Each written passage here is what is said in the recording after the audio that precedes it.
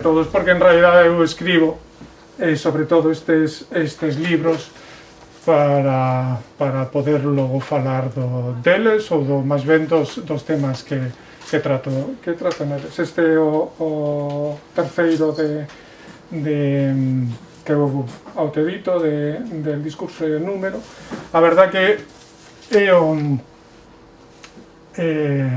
máis difícil, que xa sabía que ia me costar moito, o máis difícil que teño escrito, que plantexei escribir. A pregunta, todos estes libros parten o que pretenden capturar son os discursos que hai alrededor dos números. Os números sirvenme de guía, sirven para facer as preguntas.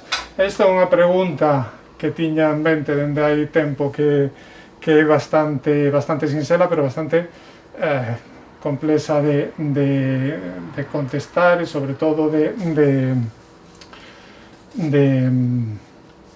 acotar, porque o que me chamou sempre moito a atención é o diferencial, o número aquí, o diferencial de violencia entre América, sobre todo Latinoamérica, bueno, pois Europa, pero sobre todo pois Galicia, España e tamén Portugal, porque bueno, temos unhas, sobre todo os galegos, temos unhas memorias familiares, persoais, todo o mundo sabe de xente que foi a América, familiares, parecen as culturas, temos unha historia común, claramente, esta facilidade dos idiomas, desde logo, pero bueno, son países e culturas que temos máis ou menos por próximas, moito máis próximas a veces que a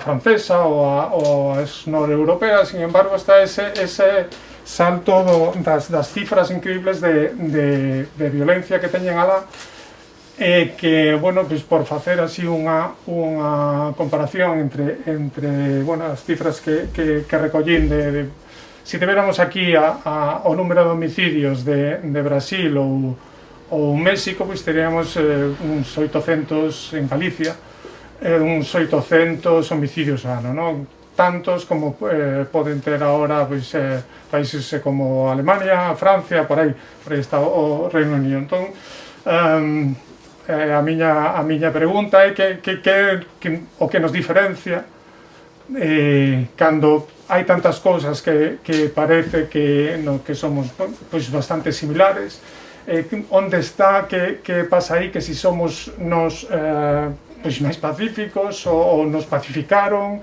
ou cal é esa diferencia que fai que unhas sociedades sexan tan violentas e nós pois estemos aquí neste aparente remanso de paz, non? Quer decir, que a que se debe esa pregunta? E claro, contestar a esta pregunta, sobre todo porque, bueno, do outro lado hai un continente, abarcar todas as situacións que se poden dar é bastante difícil. O que quería, de todas formas, é precisamente aproveitar esa violencia tan expresa, tamén tan estudiada e tan grande, tan evidente en América, para traer para ver ali cales son as causas desa violencia e traelas aquí, traelas un pouco pola historia común, a ver onde están esas estructuras de violencia, a ver se están a funcionar entre nós. Entón, bueno, pois apoieime un pouco nos números, por exemplo, empecei mirando pois a desigualdade, que está moi de moda, a desigualdade económica, e o que vin é que a desigualdade económica en América non é un explicador da violencia, non é algo que tampouco me sorprendeu, porque a economía realmente, a econometría é unha cousa que non miden as sociedades, aunque cada vez queren economizarnos e queren facernos a un xeito económico, pero realmente as sociedades son moito máis que a economía, e non me sorprendeu. O que sí, a primeira variable importante que sí que explicaba a violencia entre países en América era o racismo medido como as diferencias a composición étnica dos diferentes países. Entón, evidentemente, o racismo ou a raza son unha diferencia, pero teñen para mí un componente fundamental para entender a violencia, que é a herdanza. A raza son o epítome da herdanza, e nesa herdanza en onde anida a niña a violencia, nos mundos que todos sabemos os problemas que poden dar as disputas, que poden dar as herencias entre irmáns, pero entre familiares. Pero, ao meu entender, o que hai aí é un desexo de perpetuar un mundo cando ese mundo cambia porque cambian as condicións, cambian as persoas, mudan.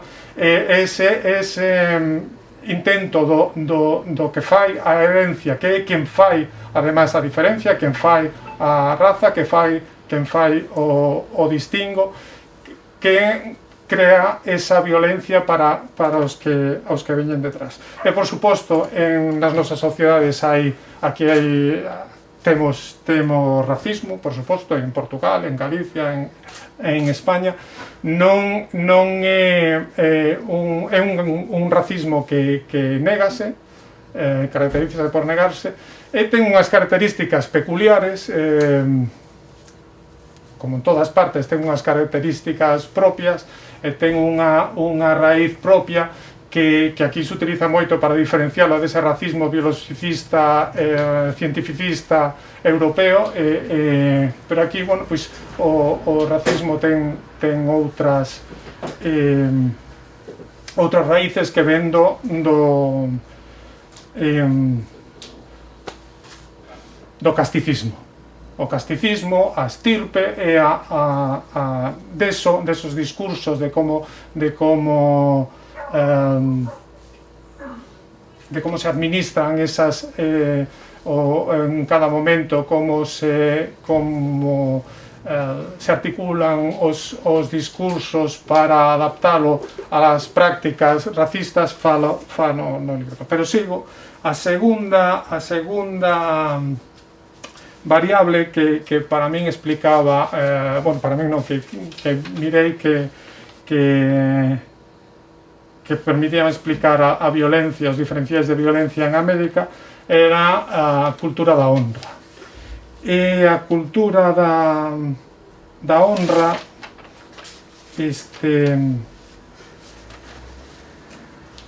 a ver, como a cultura da honra, numéricamente, eu o relacionei con, vou mellor, a cultura da honra lle chamei a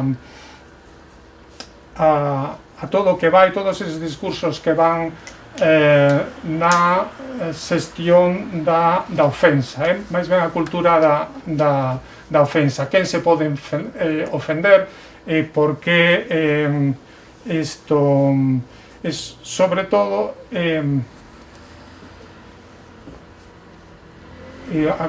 vou beber un pouco de agua.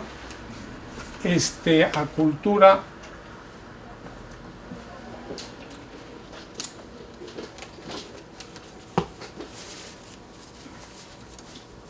da ofensa ten que ver coa disciplina, cos regímenes disciplinarios, ten que ver co machismo, ten que ver cos castigos. Para entender como se moven e como se artellan e que prácticas hai alrededor de todas estas que están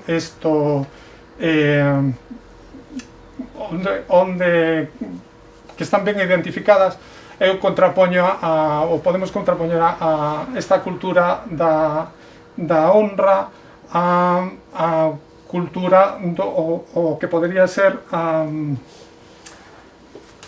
a ver, a cultura da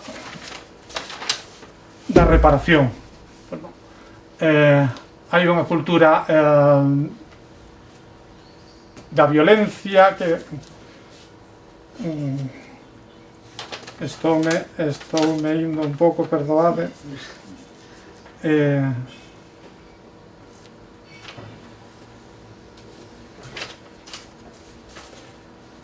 Vou deixar o guión.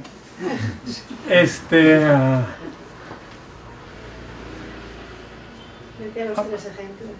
Sí, ahora quería seguir porque a cultura da honra di como entendemos a violencia e o dereito a facer violencia e como entendemos a xustiza.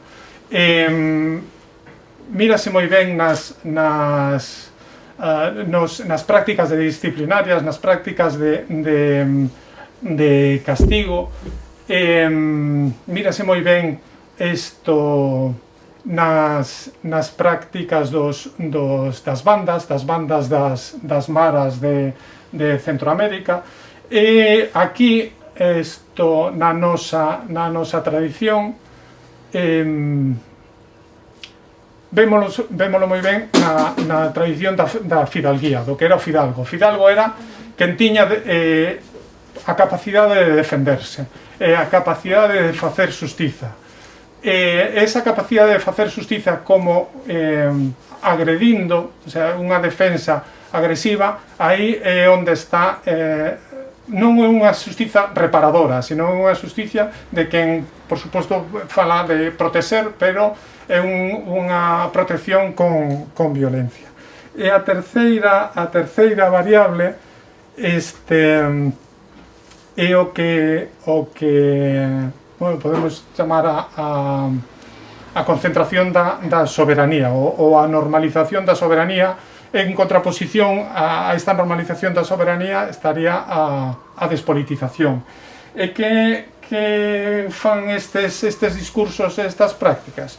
Pois o que fan é normalizar quen ten a capacidade de exercer o mando, exercer a violencia. Aquí no exemplo no caso que tomei eu para os países de América, era simplemente a concentración do poder, isto non sonará a todos, do poder na capital, e o diferencial de capacidade económica da capital co resto do país.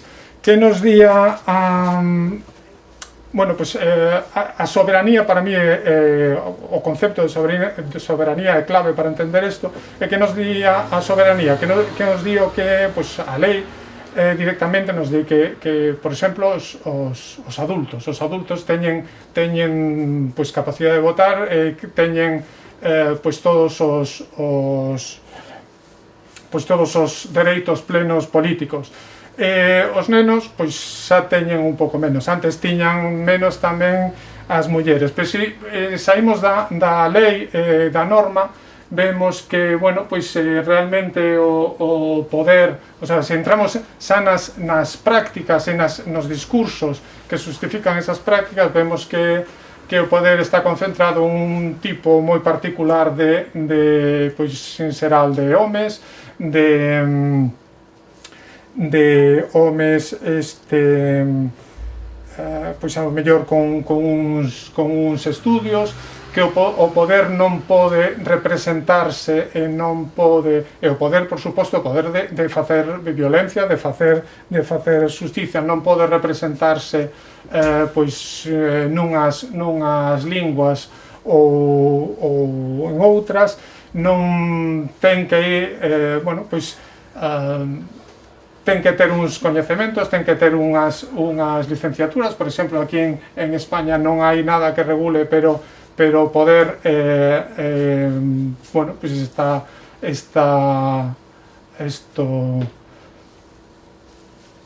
concentrado pois nos licenciados en Dereito, que prácticamente todos os políticos, os xuíces, por suposto, que entón,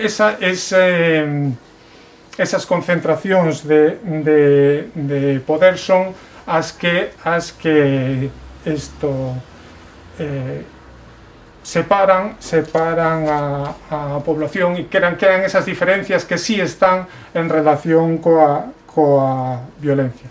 Bueno, isto que contei así como un armazón, como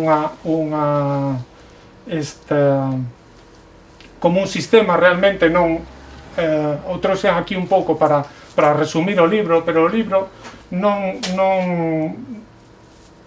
leva esa sistemática. O libro o que fai é unha filosenia dos discursos e das prácticas que van asociadas aos discursos, porque realmente todo eso vai moi mezclado e realmente eu penso que non ten ningún interés, nin pode ser moi brillante en un momento dado, pero non ten ningún interés saber que un caso en un país a violencia un 30% a podes clasificar como un 30% de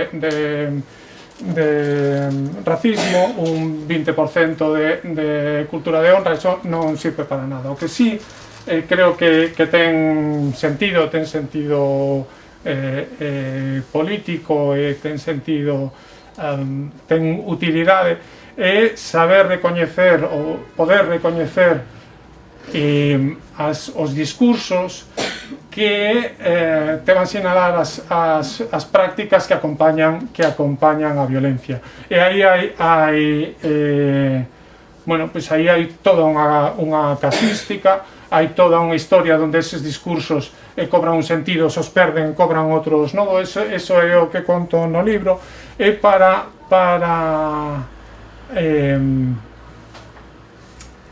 concretar o que fixen foi fixarme en tres casos singulares de violencia de conflicto forte no entorno de aquí de Vigo, e que me serviran para mostrar como funcionan eses mecanismos, todos eses mecanismos da violencia o mecanismos e discursos que trouxen da lá de América. Entón, o primeiro é o de Chantebrito, que é un caso singularísimo, que é un pleito particular entre dous veciños por un paso que se enreda, vai a máis e acaba por involucrar a toda a parroquia, que fai causa con un dos veciños e acosa, ataca, fan o que é realmente un xuízo popular. Acaban, por suposto, sin xuntarse en un tribunal e nada, pero realmente hai un xuízo e unha sentencia de expulsión desa veciña e a súa familia. E hai un acoso moi forte, e ten que, ao final, acaba intervindo a Guardia Civil para protexerse a esa familia. Pero entón, claro, hai aquí unha cousa moi extraña, aparentemente inexplicable, que é como un pleito particular se espalla e se converte en unha especie de rebelión. E ademais o suízo, outra das cuestións singulares do suízo que deu lugar este conflicto, acabou efectivamente condenando non por rebelión, sino por sedición a unha chea de vecinos, realmente a máis veciños, a máis xente foi condenada por sedición neste suízo que eu saiba en ningún outro suízo do período constitucional, incluso que no proceso de Cataluña. Entón, as penas foron menores, pero máis xente. Entón, como se explica isto? Bueno, pois porque como prendeu este lume? Pois porque prendeu nun ambiente xa violentado, completamente violentado, xa marginalizado, no que na violencia tiña forma de corrupción urbanística. Entón, como estaban todos todo o vecindario estaba exposto a esta violencia, a esta amenaza urbanística por causa da corrupción. Isto pois foi así que realmente o que pasou que isto evidenciouse o que había a violencia que estaba realmente pois oculta. A actuación xudicial en que sentido, o sea, reparou o dano? Non. A familia foi finalmente expulsada, seguiron os acosos, seguiron os ataques, o sea que a sentenza popular ao final cumpliuse. Hai unha paisaxe a mí a parte que bueno, estaba coa sentenza. O que fixo a sentenza, sobre todo, e foi esa a razón da pena, foi defender o sea, condearon aos veciños por tomar a xustiza por a súa man, o sea, por usurpar o papel da xustiza do Estado. Realmente esa foi a condena. Non houbo reparación, non evitaron o daño, e o que fixo a xustiza foi defender a súa propia honra, o seu propio dereito a ser quen imparte xustiza.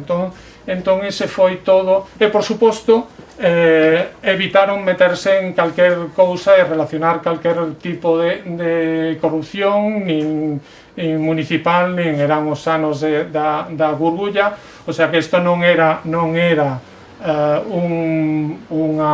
excepción, era un paisaxe que podemos ver, o sea, esa violencia, que iba a contar, esa violencia urbanística a podemos ver, o sea, é unha cousa que como trascende as violencias, aparte dos asesinatos, dos feitos violencias, a violencia sempre espalla e sempre ten repercusións sociais moito máis amplias. E todo isto que vemos tanto do feísmo, todos esos mortos, todas esas casas, mortos urbanísticos que están por aí, teñen moito que ver o sea, son a evidencia da corrupción e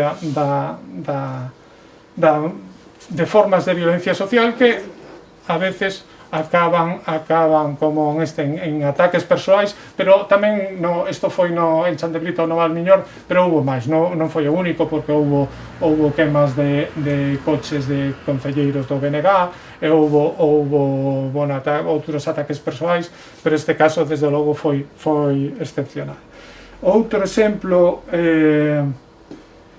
de racismo clarísimo, de base racista, foi o problema dos mercadiños, os conflictos sucesivos dos mercadiños nos que estaban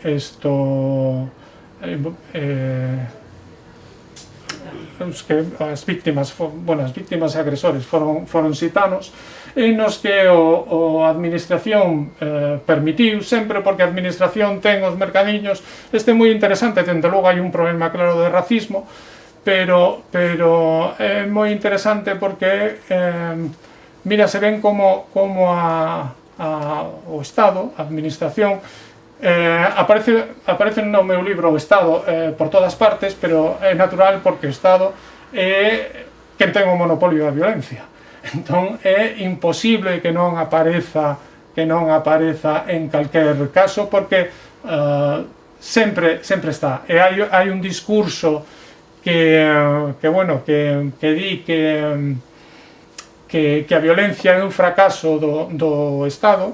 Entón hai violencia porque os Estados son fallidos. Eu non creo que sexa así. O Estado en moitos casos o que fai manexar a violencia para manter as diferenzas. En este caso, mírase e administra as violencias dentro da sociedade para crear barreiras, para crear muros e para manter eses muros.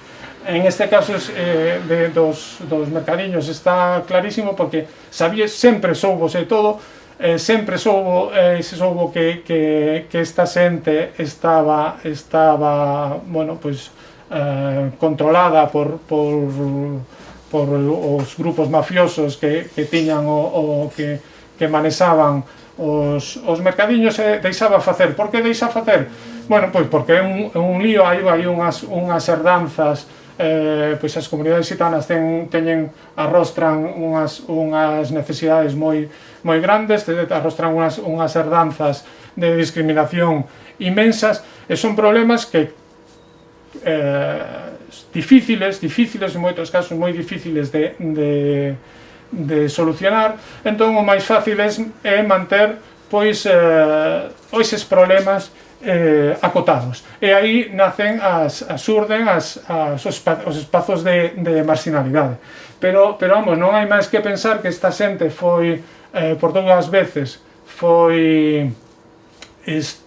expulsada dos seus fogares por amenazas directas contra a súa seguridade física, e a segunda vez, bueno, pois tivo algo máis de sona, pero a primeira vez pasou incluso casi desapercibido, nin a policía non fixeron absolutamente nada. E hai que pensar que hubiera pasado se en vez de ser ambulantes xitanos foran taxistas, e por unha rifa entre taxistas 50 familias foran expulsadas de Vigo e tiveran que fuxir non sei, as aldeas de calquer outro sitio. Claro, bueno, aí o racismo é evidente, pero o máis interesante é como se administrou ese espazo, e como a xustiza sirve moitas veces para demorar e para despolitizar estes conflitos, porque, bueno, pues,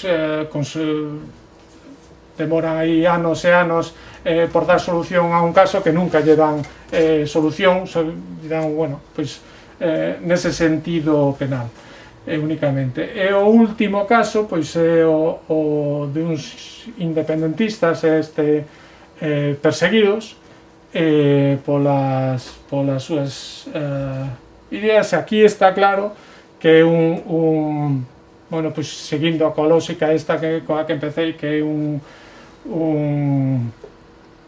bueno, pues, un intento de despolitizar, de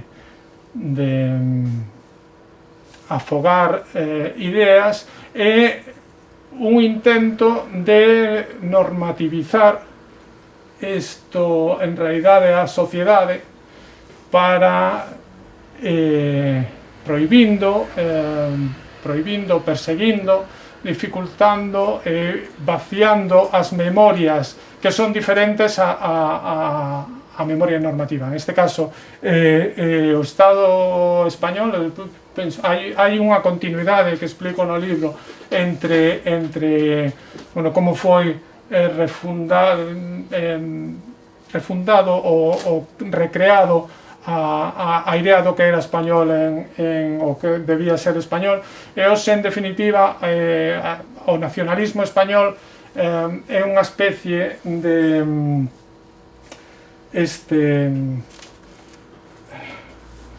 é unha adhesión a unha idea correcta da historia, é un casticismo histórico, xa non é un casticismo da propia estirpe, da nobreza da miña familia, da miña catolicidade antigua, cristiana vella, senón é, bueno, pues, a adhesión a unha idea correcta do que é a historia de España. Todos estamos vendo con estas cousas con estos rifirrafes que hai, como se chama, rocabareístas e demais. E aquí neste suceso dos perseguidos, enseguida me di de conta que bueno, cando empecé con isto, aínda estaban á espera de xuízo, por fortuna foron absoltos todos, e foron absoltos porque realmente era unha xente que estaba politizada, moi politizada, e souberon defenderse precisamente, non renunciaron, non intentaron salvarse ailladamente, fixeron unha oposición política moi forte, conseguiron realmente. Cando eu falo de politizar no libro, que sentido dou eu a politizar? Politizar é simplemente facer que os nosos problemas sexan comunes, sexan públicos. Quero dicir, cando eu politizo a miña fame, a violencia que teño eu porque non teño que comer, eu fago diso un problema político. Ese é o sentido que eu lle dou a politizar. Politizar non é realmente o mesmo que pacificar. Ao contrario, pódese pacificar en un método de pacificación que é tamén coa violencia.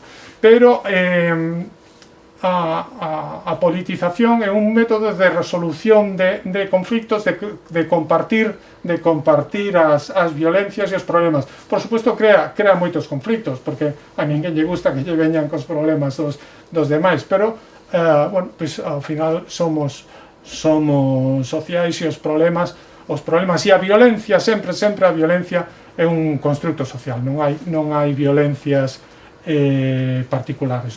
A violencia está absolutamente normalizada. E o que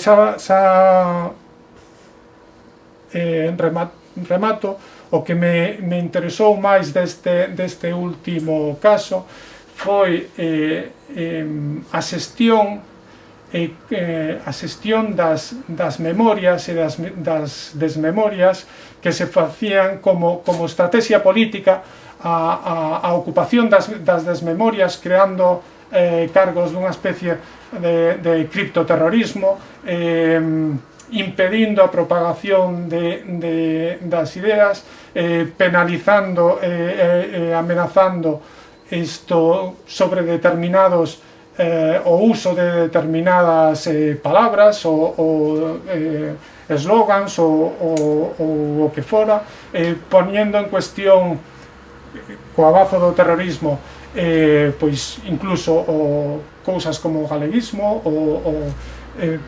e logo a xestión interna que facían dende o Estado para ocupar as memorias institucionais con memorias familiares particulares, é dicir, poñendo a xente correcta coas memorias e coas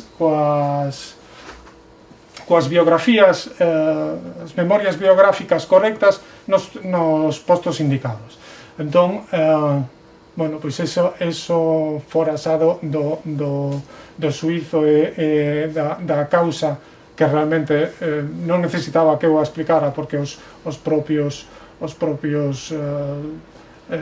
acusados a fixeron pública porque era xente xa politizada e transformaron o seu problema. Pero eu creo que esa parte da xestión de memorias e desmemorias foi o que máis me chamou a atención.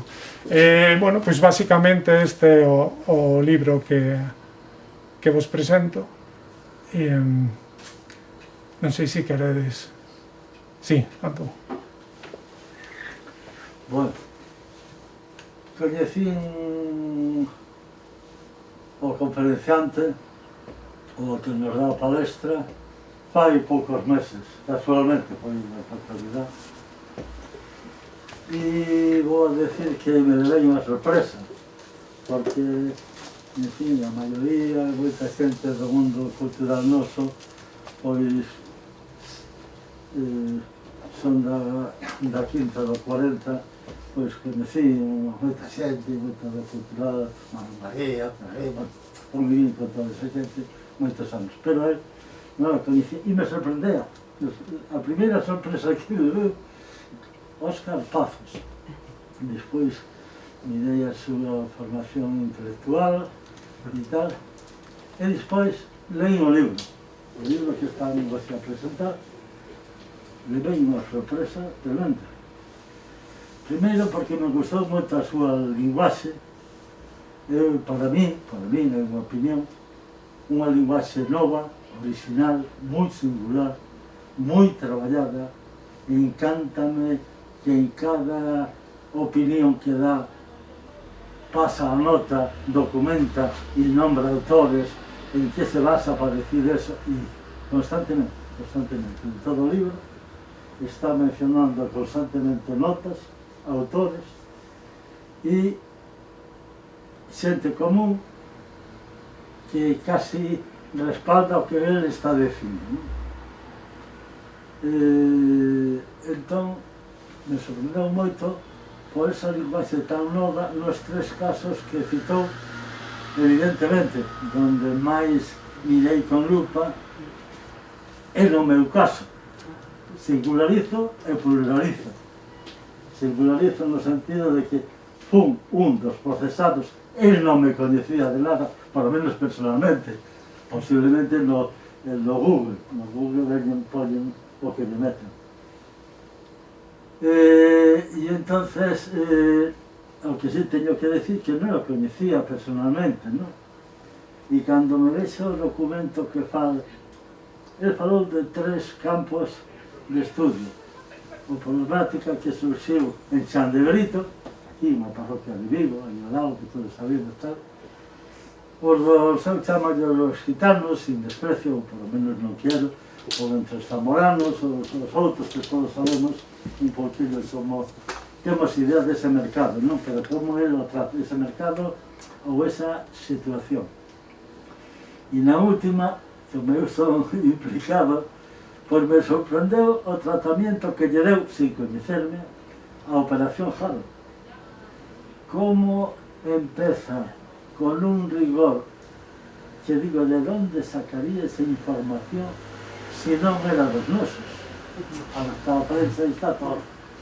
Pero é que para chegar a certos rinconciños solo se coñecen buscando moi ben e sabendo buscar. Porque empeza casi que a historia do independentismo deste milenio, do 2000 para aquí, ¿no? En este terreno concreto.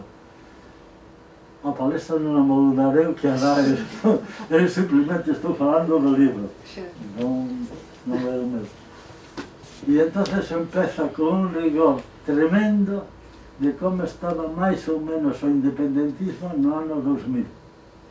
E fala de AMI, fala de unha operación que foi similar a nosa, que fixera a Guardia Civil, a Operación Castilleira, donde aquí en Vigo detivo unha serie de xente de revolta do Faísca, sobre todo de revolta de xente por aí, bueno, e como o tuveron aí 2 anos dando de voltas a todos os oficios, a todo o aparato procesal, e non había nada.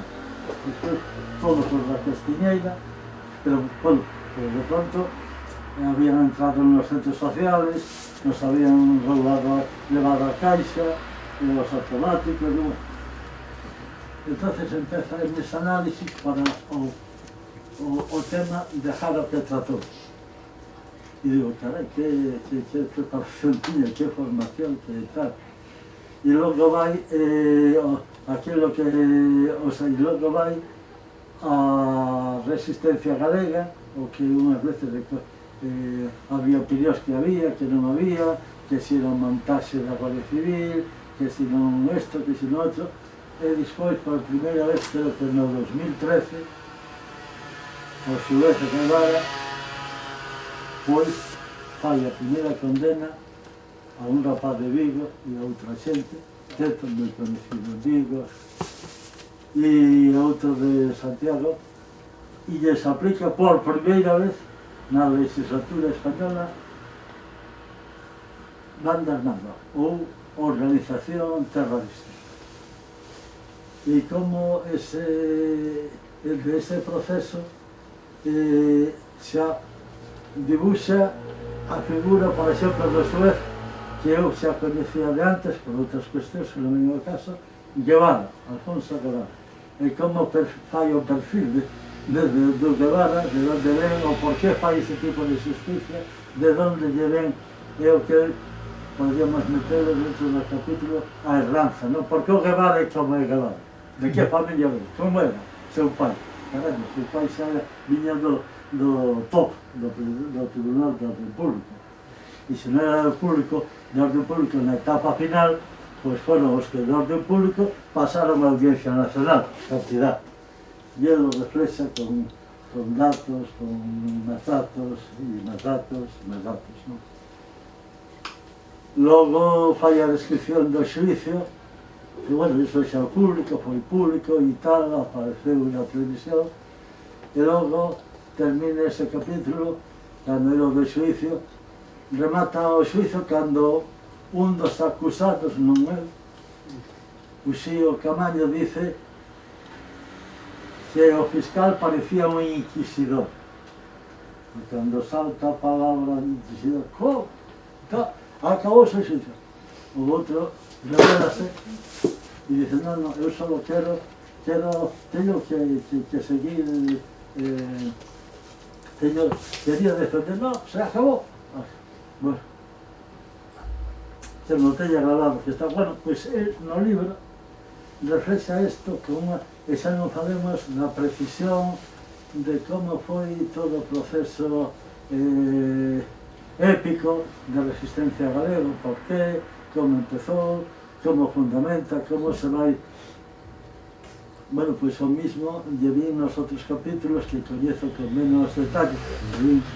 Chámase Chan de Brito, ou chámase os mercaderes, ou non sei como se chama. Os mercadiños. Os mercadiños, eso, os mercadiños. Pois, e nos aprendeu moito, igual que como escolle os temas e a capacidade tremenda que pon no que escribe, documentado con estadísticas, con rigor tremendo, etc. E para mí o libro foi un encanto, foi desas sorpresas, é dicir, como noutras épocas, nos anos 60, cando nos chegaba un libro que despois fora moi coñecido e tal, pero nas primeiras veces. E isto mismo, teño que decirlo dela, a mí gustoume moito o seu estilo, é unha persona moi documentada no que fai, e además que se sale dun mundo que é o actual, porque para mí, eu teño, o digo personalmente, como opinión e tal, unha certa fobia, non digo odio, o mundo cultural na etapa actual. Porque moitas veces, na miña opinión, respecto a outras, hai moito mercado aí, e hai moito interés, e despois hai moito política, chamémoslle de onde estás e a ver, que me dices. Entonces, mentras que eu xa digo, bueno, pero eu venderé, como fai este libro, se non é unha editorial, ni tal, ese traballo, porque facer ese libro ten moito traballo, non é un libro de prosa e de poesía, ou con todos os respetos, ou de narrativa, donde aí hai centos de citas, e eso hai que ir para o libro e telo, saber onde están. Pois claro, hai que saber que está ali naquela esquina e tal, o toquecito de outro, e para eso hai que traballar. Grazas, Antón. Non sei se alguén máis quere. Moitas grazas. Sí, no. Perdón por a extensión. Non. Perdonad, Non, perdón. Na verdade, o das citas é máis é unha manía mía. É máis un defecto que un porque non se debe decir, emborrona un pouco o texto, pero permíteme facer excursos, o sea, máis a cita, máis que citar, é unhas citas, aparte de cítame o que aproveito para facer comentarios. É a miña maneira de escribir, porque non vexo realmente, non vexo a realidade lineal, eu vexo as cousas pois parchadas, e según te poñas, pois vas vendo pedazos, E sempre hai cousas que colgan de outras, e acabo facendo os libros así, e as citas pois son cousas que colgan, cousas que chamadas a outros lugares, bueno, interrumpen, ou encántame que a xente aprecie as citas, porque a min gustan, pero sei que para escribir hai moitos editores que simplemente as eliminan do texto porque son un engorro, pero a mí realmente me gusta, bueno, pois alegrome moito que as encontres. Con marxe de extrapolar cantidades, os 800 que serían de Galiza, nos Estados na Galiza, Sí. As causas da violencia actualmente nos Estados americanos na Galiza poden ter, aparte do mismo origen, o mismo origen pode ser en Sicilia, que se as matas empezaron con a ocupación española ali, non sei se nomeadamente están galegos, querían agora mismo as mismas causas, poden ter nos estados iberoamericanos que aquí, porque son completamente unhas unidades, poden ser non todos os países, non todas as partes dos países, pero as cidades poderánse comparar. A violencia ten unha cousa, a ver, unha cousa que non puiden facer, que o intentei, pero non cheguei, tampouco era a intención, porque a intención era ver a violencia aquí, ver a estructura, sobre todo non quería facer un traballo de criminalística, no? pero sí caí na tentación de intentar facer un estudio histórico de como fora a violencia en América. Non fun capaz de recopilar eses datos, entón, pero unha cousa que ali a violencia varía moitísimo, quero dicir, é insostible as cifras de violencia que che pode ter un país de guerra civil, entón hai crises, entón as causas inmediatas son moi variables,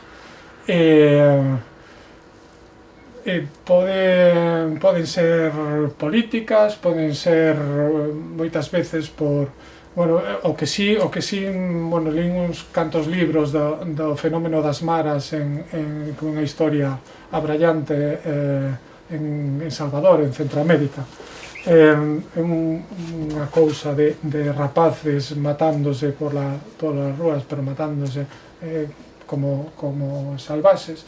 Foi bueno, pois había ingredientes de todo tipo, marxinación, viñan dunha guerra, foron expulsados e adoptaron a cultura das bandas e socializáronse na cultura das bandas que traían dos expulsados de volta de Estados Unidos. Entón, deronse unha confluencia de factores que fixo explotar, fixo multiplicar, non multiplicar, pero transformaron a violencia que xa era de guerra, de opresión dos indios, das clases populares, transformouse en outra cousa, esbordou. Entón, en cada caso, a violencia é distinto, as causas inmediatas son cada caso particulares, pode ser bueno, pois aí non, pero hai si unha cousa que é nesas herdanzas hai unha cousa que a variable que mellor explicaba entre as razas que cada país as define como as define, non son o mesmo en Estados Unidos que no sur, pero a variable que mellor de todas non era a cantidad de brancos, era de mestizos. Entón, os procesos de mezcla, os procesos de cambio social, esos son moi afeitos eu penso a violencia, porque son os momentos en que hai que refacer realmente os pactos. Os pactos que viñan xa sociais, que viñan dados, como estamos a vivir en en España. Hai unha crisis porque os pactos non funcionan, os pactos é imposible, os tratos da sociedade é imposible que se acomoden no tempo que perdure. E se hai partes da sociedade que se quere aferrarse a iso, ou que quere seguir fiel a uns pactos que a veces nin entende, porque foron feitos en unhas condicións completamente distintas, entón aí surde a violencia. E nos procesos de cambio é cando máis pode haber, porque é moi común no apartheid, por exemplo, no apartheid non a violencia era moito menor que cando eso pasa de contado. Na outra, bueno, hai cuestións como a xuventude, por suposto, pero en Estados Unidos a violencia dos anos 60, 70, sobre todo 70, isto coincidiu cando os negros do sur empezaron a emigrar ás cidades do norte. E aí nese proceso, empezou non, pero foi a máis, nese proceso de migración e de readaptación social foi cando tivo lugar un aumento da violencia. Entón, esas cousas sí que poden dar pistas quero dicir, son constantes, non? Ou máis ou menos constantes. Logo, en cada caso, pois os conflictos hai que explicalos un a un. Por iso penso que ten máis utilidade os discursos, atender aos discursos, atender as prácticas que hai detrás dos discursos. Os discursos non teñen por que ser congruentes. Os discursos, pero sinalan o que é importante, o que consideran, van acompañados dunhas prácticas, e son congruentes coas prácticas que acompañan. É aí onde eu busco, esas son as guías que vou buscando, e vou buscando como eses discursos e esas prácticas van mudando. Por exemplo, no que contaba da transformación da xustiza fidalga, por exemplo, unha cousa aquí en Galicia hoxe somos aparentemente moi pacíficos, pero norte de Portugal, tras os montes, Galicia tamén foi unha zona de bandoleiros, e Galicia era unha zona non teño datos, pero non hai estadísticas, non teño estadísticas, pero bueno, pues con bandoleirismo e con as simples arregueifas, estas que hoxe parecen as combates de poetas, esos acababan coa xente morta, precisamente por a cultura esa da honra, rapaces que por insultarse se mataban.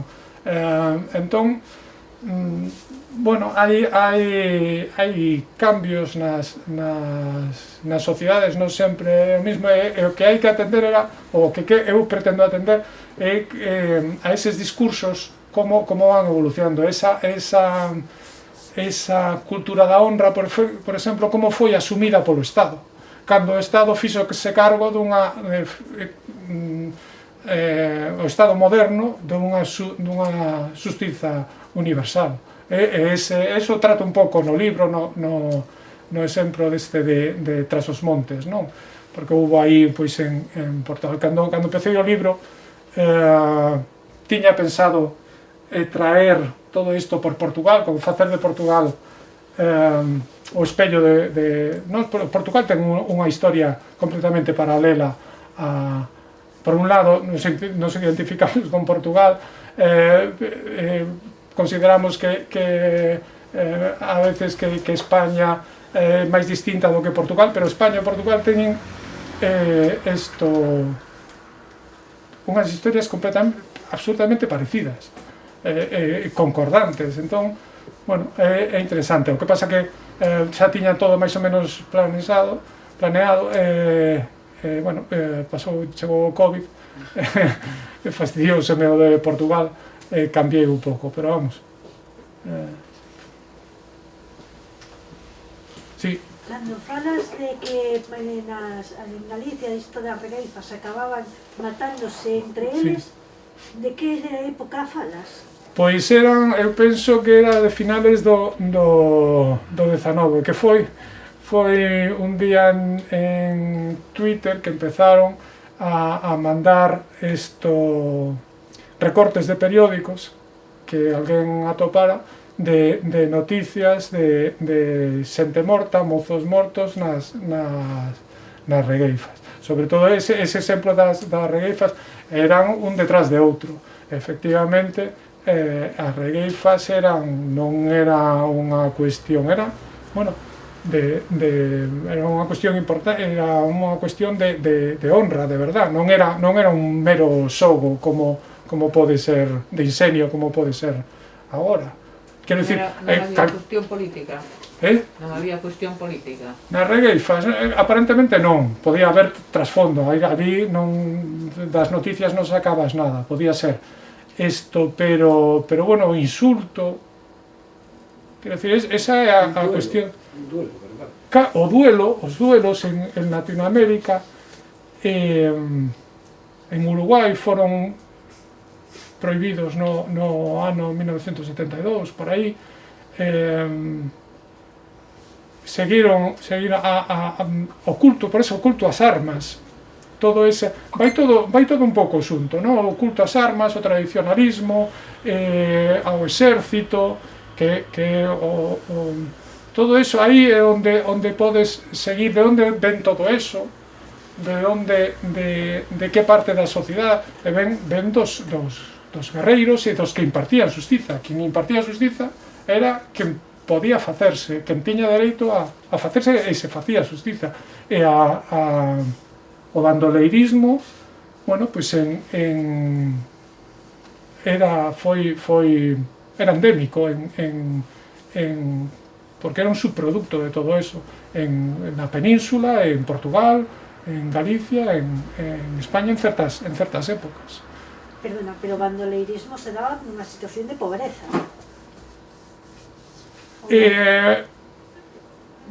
Bueno, unha situación, claro, quero decir, unha situación de pobreza, sí, pero unha situación... hai pobreza sin, o sea, non necesariamente leva unha cousa coa outra. Hai pobrezas que non se revolven. Quero dicir, hai pobreza no sur de Italia, porque incluso un viaxeiro, esa nota, hai referencias dun viaxeiro que comparaba o norte de Portugal co sur de Italia. A evolución, claro, foi completamente distinta, pero explica a pobreza do sur de Italia a mafia? Eu penso que non. Hai zonas máis pobres. Por iso, a desigualdade de seu non sirve para explicar a violencia. A riqueza e a pobreza, como entendemos hoxe, non valen para... Si a pobreza e a riqueza, o poder, máis ben, o potentado, a capacidade, pero era eso, a capacidade de facerse justiza, a capacidade de impoñerse. O sea, os nobres eran guerreiros, de todo eso quedaba. A xente de ben levaba a espada. E facían justiza, sí. Tal vez o poder, falabas de que Galicia era un sitio tranquilo, non violento, polo menos aparentemente. Sin embargo, os casos da emigración, digamos, que acaba poderosa, en Brasil, en Río, en México, vinculados coa mafia, coa noite, coa prostitución, con todos estes temas, tamén eso se pode meter no saco da violencia, non? Claro, sí. E galegos son. Sí, sempre temos aquí a imaxe do galego emigrante que pobriño, que traballou moito e tal. Máis vinculación co poder. Pero hai historias de galegos que foron prácticamente vendidos como escravos en Cuba. Hai unhas historias aí moi... Pero dende logo houbo moitos galegos que aproveitaron a súa posición como españois, de criollos, para facer fortuna, claro.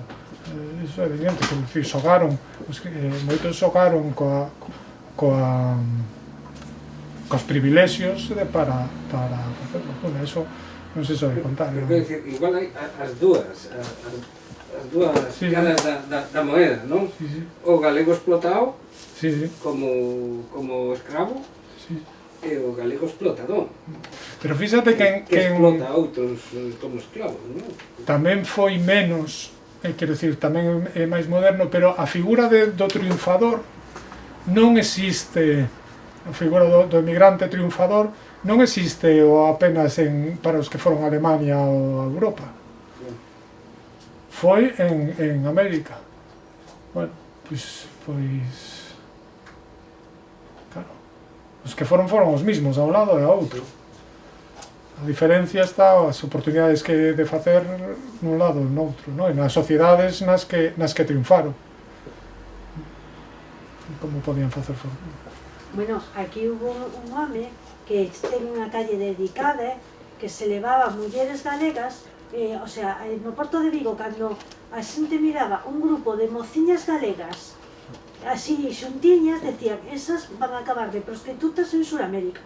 Este fulano as levaba pa lá, engañadas, dicíndolle que iban a traballar nun café ou algo así, e as prostituía.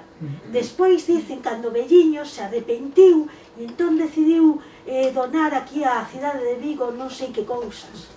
Hai un libro escrito sobre iso. Non sabía. Entón, oye, cando miras casos así dices, pero bueno, isto que todo o mundo sabe quen é este tipo, o sea, quen era e o que donou. Entón, cando miras ese tipo de violencia dices, pero a ver, porque eu son unha vez que non sei quen era. Ten, non sei, bueno, pois mira, agora non me acordo, non me sale o nome, pero é unha calle moi famosa aquí en Vigo. Ti vas baixando un Zaid, exacto, non me sabía. Cal? García Barbón. García Barbón. Sí, construiu o edificio de artes e oficios. E sabe foi a donación que fixo a cidade. Ele quedou millonario. Destrozou a vida desas mulleres. E canto se fixeron fortuna coa esclavitud, non? Con o mercado de escravos e todo eso. Sí, claro, pero vamos a ver, deberían de borrar o nome desa xente das calles. Decir, un benefactor a costa de quen? Si seguimos deixando que certa xente lle leve o seu nome a unha calle, pois, oye, parece que estamos legitimando. É un edificio importante de Vigo, leva o seu nome. Pero estamos legitimando. Porque donou ele. O que acaba de dicir, que está cerca aquí dos bancos, é pero o edificio onde... Sí, o García Barbón. O García Barbón, o grande, que sale en Carlos Sanz, parece que o fixo ele tamén. Sí, pero vamos, que non deberíamos permitir que levaran ese nome. Había que decirle a familia, oye, mira, teu antepasado era un caralla con todas as letras. Os que gobernan este mundo, lle interesa que isto pase. Os que gobernan este mundo son xudeos, Rockefeller e non sei cantos máis. Incidindo un poquinho no do libro, antes olvidei un detalle. Cando terminou o xuicio, sale a palabra inquisidor. E esa palabra, despois de 5 ou 6 días, que non me recordo, o xuicio durou 5 ou 6 días. Esa foi clave para que o Guevara lle quieto. Hasta aquí chegamos, acabou así. Bueno, eso está. Eu o que quero memorizar é o estilo do autor do libro. Como empeza a falar da Inquisición, dá un análisis breve do que foi a Inquisición, como era a que curaba e arreglaba toda a Inquisición, e daí se traslada o concepto, falando así brevemente, terrorismo, e como somos o país un dos países que máis cantantes e tal ten presos, en caso do donde quería chegar? Sí, máis como o decir independentistas. inquisidor o xuez? a herdanza histórica que trae detrás, en parte, o sentido que ten da Inquisición e como iso o fixo, bueno, acabou a miña paciencia, usted non pode estar, acabou. E como el dice, bueno, é que nesta época non digo que sea todo, pero é que todo tapa a loita antiterrorista, ou a loita contra o terrorismo. Terrorismo era o Pablo non sei que, apología, nos metían apología, o sinónimo que trae na explicación, o sea, como a explicación que el reflexa cando o xuízo remata e claro, e empeza a trazar a familia do Guevara, o que fora o pai, como fora e tal, bueno, hai un breve e tal, e claro, a Inquisición nunha época, o sea, a apología do terrorismo xa, con eso en general, non quero decir que, bueno, pues, olvidados en ese punto antes.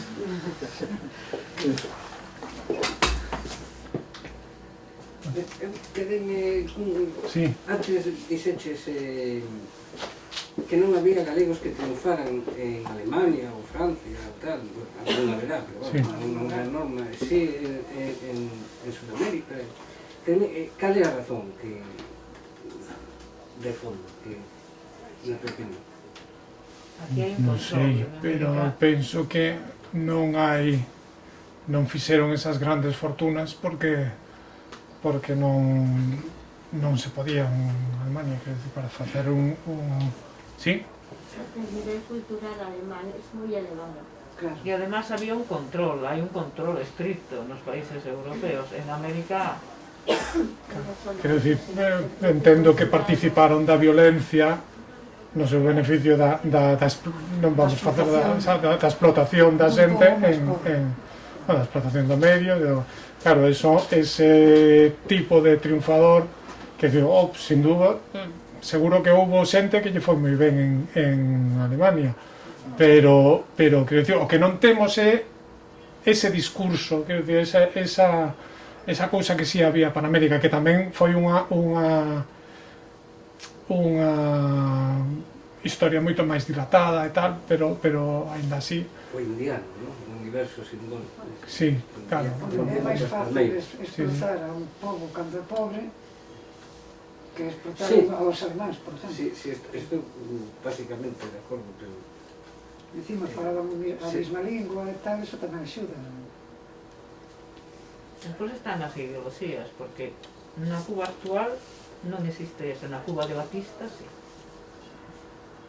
Había grandes explotadores na Cuba de Batista. E o digo porque eu conocí unha señora maior que había planchado roupa en Cuba e me había contado que sí que era certo. Os nenos andaban descalzos.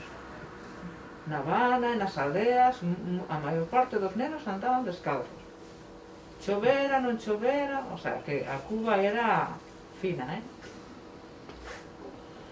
Bueno, A Cuba de Batista, me refiero. Unha señora da Cuba de Batista, unha desas ricas, se casou con un da monarquía de Liechtenstein e ela é famosa porque maltrata o servicio, os machaca psicolóxicamente. Seguro. O sea, os canallas atraen. Sí. Tiña fama de moi racista. Ela, sí, ela é un becho. Cuba en xeral. No, pero a tipa esta se casou con un Liechtenstein que agora é a esposa do rei dese país tan pequeniño e con tantísimos cartos. Ela, o servicio que íxase de que os trae amargados, perdidos. Como lle apellidan a ela? É que non me acordo, pero vamos, é un país moi, sabes, ali manda o rei. E o resto, o sea, nin xuiz, nin político, nin nada. E o rei. Xa saliu un artículo no periódico El País e poñía, funciona como un reino medieval. Entón, oye, para que nese periódico lle digan a Liechtenstein funciona como un reino medieval, cuidadito. Cuidadito, porque iso, para que yo digan de un país, ten que ser a repera. Non sei, hoxe un acto en Andorra que era unha cousa a Igrexa, o rei bueno, menos mal que estou representante da República Francesa para aliviar un pouco a escena. É unha escena bastante medieval, Bueno, aquí en España temos Andor, monarquía. Oxe, isto é de Oxe, noticia de Oxe. Sí, pero monarquía Estamos española. fartos, moitos españois, bueno, eu son galega, antes que nada, pero estamos fartos desa monarquía, bueno, eu xa na miña casa sempre falaron mal dela.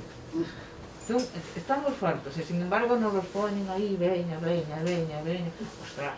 Pero é que o día que Pues non caia sei a que- monarquía española, terían que para iso caer os xudeus que a apoian. Entón iso caería unha bola moi grande. E se cae aos xudeus e a monarquía española, cae tamén a Iglesia, en todo o planeta. Porque iso está todo entrelazado, Entón, oye, se un día sigues escribindo sobre, pois podías tratar estes 3 temas, cuidadito, búscate unha casa lá na montaña, que non te mire ninguén, No sé si eso muy claro, pero... sabes, te escondes por aí. Vendes un libro. ¿Eh? Si me vendes un libro. Sí, hombre, Monarquía, iglesia, ahí. Bueno, pero que todo que goberna.